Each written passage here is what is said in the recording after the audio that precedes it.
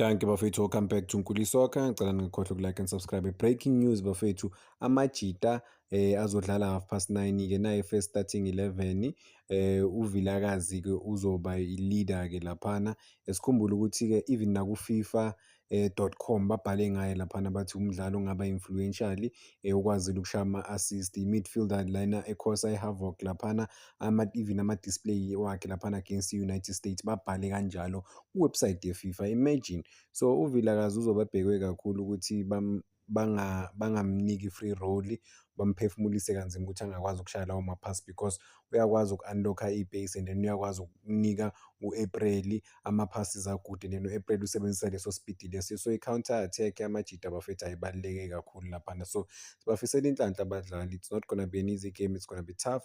Sibabonayo abanye bafethu, sibona u-April kumele simbheke kakhulu, umfana we-Cape Town City laphana, and then uKekana we-Mamelodi Sundowns, uSibiya we-Mamelodi Sundowns, and then uLow laphana epalini u-important kakhulu.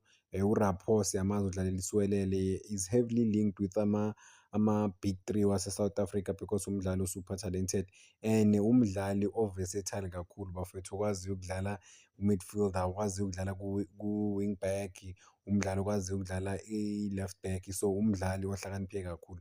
USmith-ke siyamazi ukuthi une-composure laphana emuva, uzozama nje ukustopa everything engenzeka laphana emuva, and then bamphera nobani no-T1 we-Mamelodi Sundowns overall. So yeah, it's gonna be an electrifying game. Siyazi ukuthi amajita ane-speed kakhulu. Mfundo Vilakazi uyobe ebhekwe kakhulu kule game bafethu ukuthi aphinde futhi abe highly influential yet again.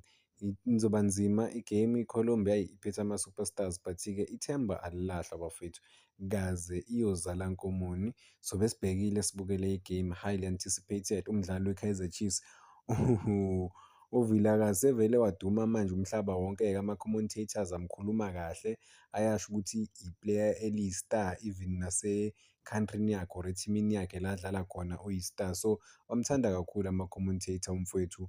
Aqhubeke nje adlale kahle kakhulu laphana, a-represent-e i-South Africa, a-represent-e i-Khosi Nation obvious ngoba iplayela amakhosi.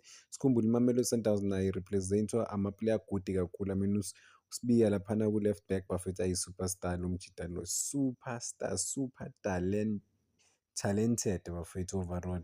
Asibafisela inhlanhla overall. Not an easy game against world class players. Qala ngo-9:30. Danke bafethu, ngicela ningakhohlwa ukupressa u-subscribe button for more electrifying, exciting news ezebhola locally, mostly locally nje, consider ezifaka i-South Africa phakathi or ku-local football ngikhona. Danko.